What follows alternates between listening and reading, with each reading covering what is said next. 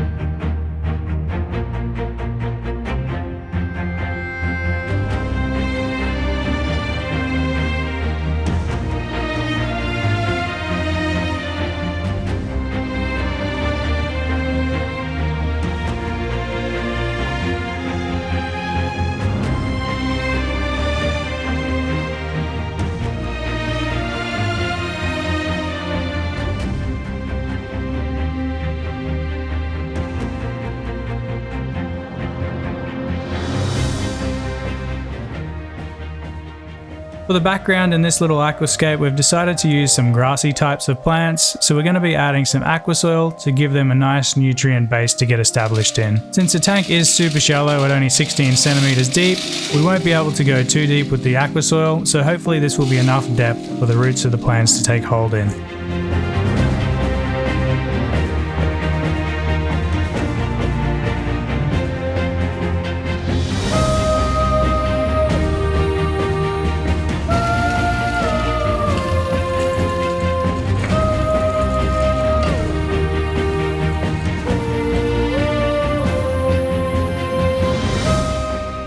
In the foreground, we're going to be using some really fine-grained quartz sand, making sure to keep it nice and thin across the front as well. We're also going to add a little bit of sand, pouring it into all of the cracks to help stabilize the rock structure, as we're not using any glue. Though looking at this so far, and just experimenting with it, the rocks are pretty stable anyway.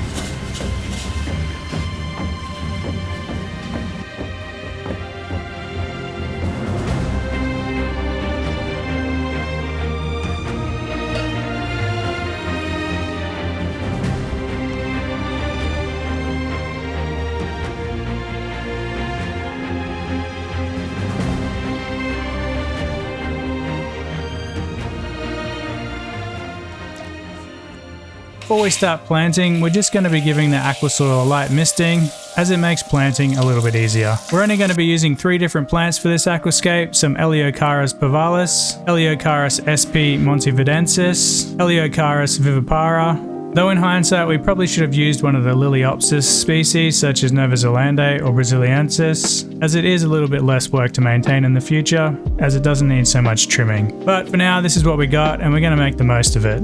As always, we're going to be working from the back to the front of the tank, planting the tallest stuff first up against the glass and then the shorter stuff at the front. And any leftovers we have, we're just going to plant it amongst everything just to add a bit more of a random effect.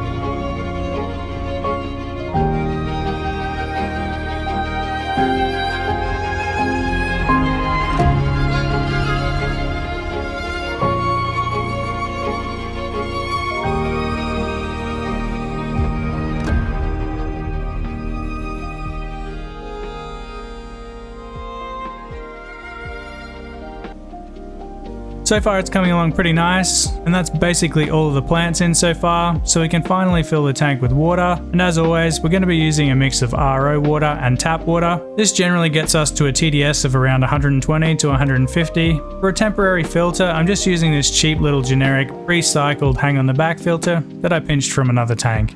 So fast forward 3 weeks and we've entered one of the worst ugly stages I've seen in a tank before, though our little group of Pea Puffers isn't too phased by that at all. We added them on the second week, and while this tank might look pretty bad at the moment, it's easily fixed with some siphoning, some manual algae removal, and just doing a few extra water changes for a couple of weeks. While this is completely normal, I suspect it's actually exaggerated by the light we're using. This tank just has a cheap generic SunSun light, which doesn't have any intensity options, so it's getting 100% of the light pretty much the entire time. So I've cut back the lighting schedule from 8 hours to 6 hours, and the reduced schedule seems to have solved the problem for the most part. Normally I'd also add quite a few snails and shrimp to the tank to deal with the ugly stage, but the Pea Puffers are pretty much snail munching machines, so any snails that get into the tank are gone within a few hours anyway. So instead of that, I dropped in a little bristlenose pleco to do a bit of the work instead. And don't worry about the little bristlenose though, he's only in here to get the job done, then he'll be back into one of the bigger tanks. This tank is just way too small for him long term. We currently have 6 adults in the tank and they all seem to be getting along pretty well and they're super social with each other. Population density is something that's really important with Pea Puffers, as they can be quite territorial and they do squabble with each other a little bit. We've also added some shrimp recently and they seem to be surviving so far, but time will tell if their population increases,